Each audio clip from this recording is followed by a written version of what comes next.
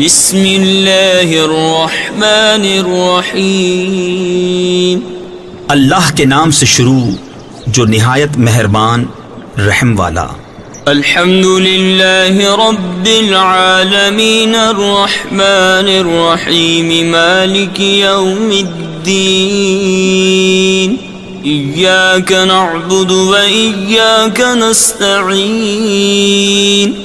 سب خوبیاں اللہ کو جو مالک سارے جہان والوں کا، بہت مہربان رحمت والا، روز جزا کا مالک، ہم تجھی کو پوجیں اور تجھی سے مدد چاہیں۔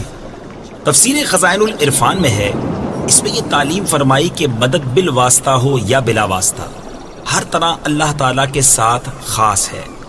حقیقی مددگار وہی ہے، باقی تمام ذرائع مدد الہی کے مظہر ہیں۔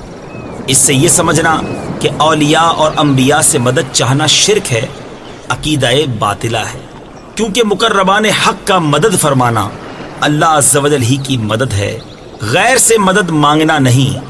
اہدنا الصراط المستقیم صراط الذین انعمت علیہم غیر المغضوب علیہم ولا الضالین۔ ہم کو سیدھا راستہ چلا، راستہ ان کا جن پر تو نے احسان کیا، نہ ان کا جن پر غضب ہوا اور نہ بہکے ہووں کا۔ صدق اللہ العظیم۔